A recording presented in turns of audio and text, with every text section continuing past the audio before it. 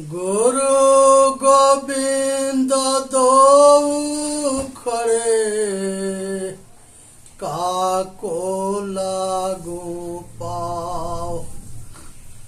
बलिहारी गुरु आपन गोविंद दियो बताए।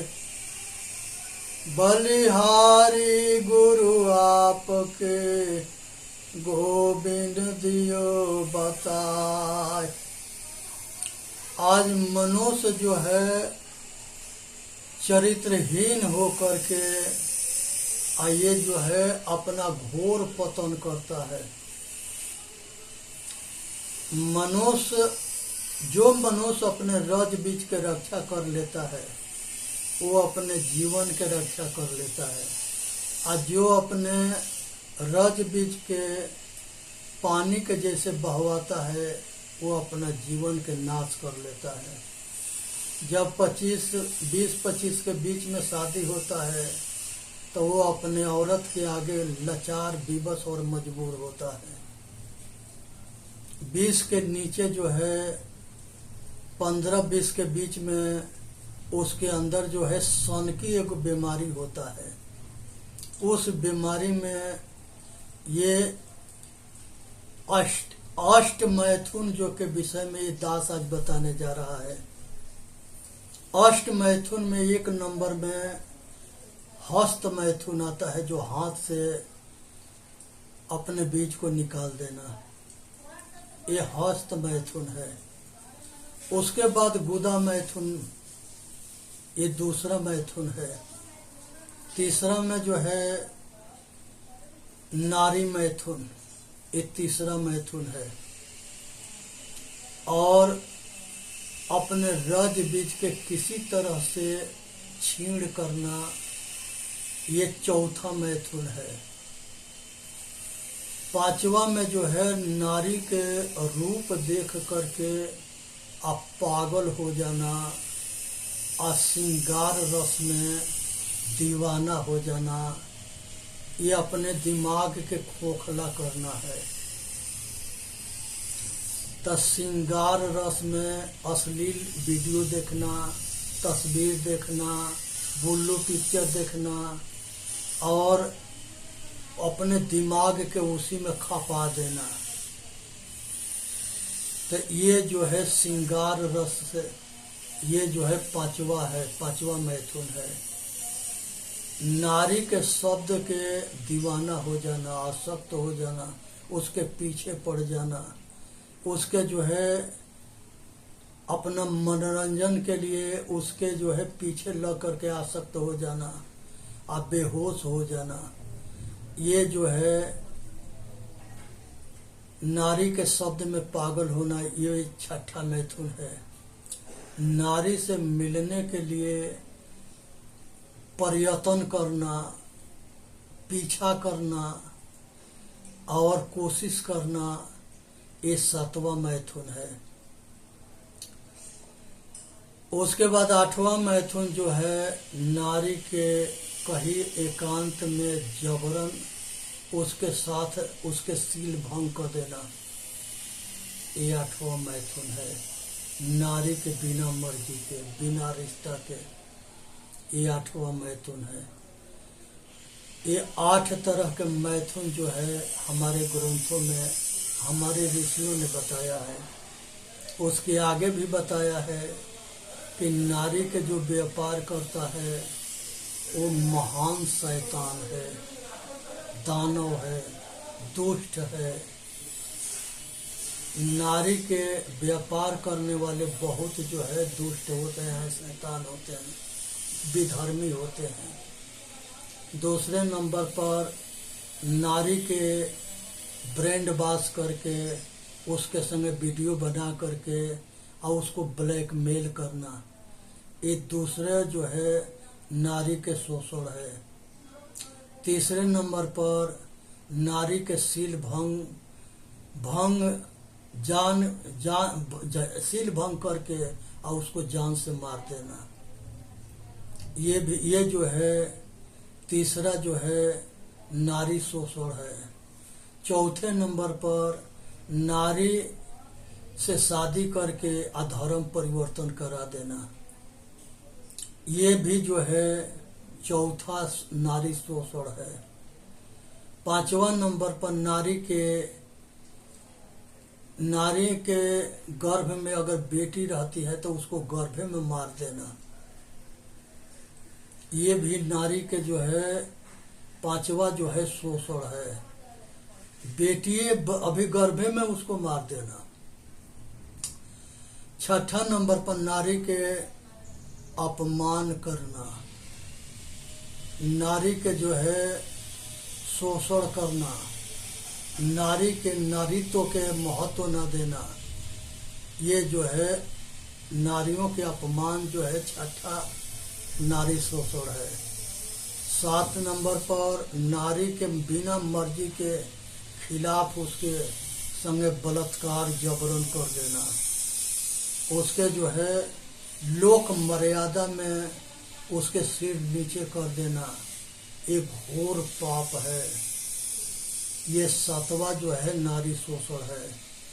8 नंबर पर माता जो है हमको जन्म दे करके कोई गलती तो ना करे, जिसके वजह से इस तरह के जो है इस तरह के घटना घटती है। शैतान जो वो नारी जो है सभी के पैदा करती है, किस लिए कि ये हमारा खून पिएगा, हमारा सील भंग करेगा, हमारे जो है मर्यादा के तोड़ेगा। ये सब को समझना है, विचार करना है। बेटी नहीं रहेगी, पुत्र नहीं रहेगी, तब बेटी के अभाव में बेटा जो है घोर अत्याचार करेंगे।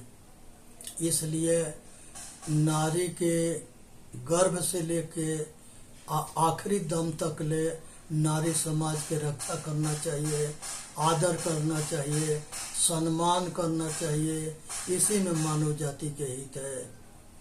उसके बाद से जो है संसार के अंदर जो है आज सारे अत्याचार के कारण है नारी सत्ता के कम हो जाना, क्योंकि हर आदमी को लड़का चाहिए। लड़की के जो है चेकअप कराते हैं सब, लिंग चेक करा करके नारियों बच्चियों के गर्भ में मार देना। सबको 2 लड़का चाहिए, लड़की ना चाहिए। फिर जो है शादी करने के लिए बहू कहाँ से लाओगे? इसलिए नारी लड़के लड़की के भेदभाव खत्म करो और समाज के सुचारू रूप से चलने के लिए दोनों के बराबर के अधिकार दो। आज के समय में नारी पुत्री जितना बाप मातारी के सेवा कर देती है, पुत्र नहीं करते, न सुनते हैं, न मानते हैं। इसलिए जो है पुत्रियों के साथ अत्याचार ना करे और सबके सम्मान करे। इसी में मानव जाति के हित है। सुने, समझे, विचार करे और अपना कल्याण करे। यहाँ पर जो है यम जो है, यम के 5 जो है भेद होते हैं। अहिंसा, सत्य, चोरी ना करना, ब्रह्मचर्य रहना और ज्यादा संग्रह ना करना। अहिंसा उसे कहते हैं जो तन से, मन से, वचन से, कर्म से किसी के दुख ना देना। मनुष्य के तन से, मन से, वचन से या कर्म से किसी जीव के दुख ना देना, इसके नाम अहिंसा है। सत्य के मतलब होता है कि उसके कभी परिवर्तन ना होता है। सत्य के कभी परिवर्तन ना होता है। सत्य चेतन आत्मा है जो तीनों काल में एक जैसा रहता है। ये चीज के समझने की जरूरत है, विचार करने की जरूरत है। इसी में मानव जाति के हित है। और दूसरे नंबर पर किसी के धन के जबरन धोखा दे के, ब्रांड बाज करके या छीन लेना या लूट लेना, किसी तरह से ले लेना ये चोरी है। किसी आदमी के बिना मर्जी के उसके सामान के धोखा दे के छीन लेना, ले लेना, ब्रांड वॉश करके छीन लेना, किसी तरह से दूसरे के सामान को लेना, ये चोरी है। तो ये चोरी ना करना। ब्रह्मचर्य के मतलब होता है कि हम अपने रज बीज के रक्षा करें और ब्रह्मचर्य के पालन करें। ब्रह्मचर्य के पालन करने से मनुष्य के शक्ति बनी रहती है। जब शक्ति बनी रहती है तो उसके शरीर बलवान होता है, उसके मन बलवान होता है, उसके बुद्धि बलवान होता है और वो जो है अच्छे कर्म करता है, असतो गुणी होता है। ये जो है यम के 5 पाठ है। उसके बाद नियम के भी 5 पाठ होते हैं। नियम में शौच आता है। शौच के मतलब कि अंदर से या बाहर से पवित्र होना, शुद्ध होना, रहनीदार होना, चरित्रवान होना, आचरणशील होना। तो ये शौच के मतलब अंदर बाहर से पवित्र होना, शुद्ध होना। संतोष के मतलब होता है, ये दूसरा नंबर पर है, नियम के दूसरा पाठ है। गोधन गज धन बाज धना अवर रतन धन खान, जब आवे संतोष धना सब धन धोरी समान। जब मनुष्य के संतोष होता है तब जाके उसको शांति मिलता है। दौलत कितने हो जाए और संतोष ना है तो उसके भूख ना मिटेगा। वो जितने मिलेगा उतने भूख बढ़ेगा। संतोष करना पड़ता है। तीसरे नंबर पर तप है। सतगुण को अपने चरित्र में, सतगुण को अपने आचरण में धारण करके और लोक हित में काम करना, ये तप है। सतगुण के अपने चरित्र आचरण में उतार करके लोक हित में काम करना, ये तप है। चौथा और उसके बाद से जो है आत्मज्ञान होता है। आत्मज्ञान होना, स्वाध्याय होना और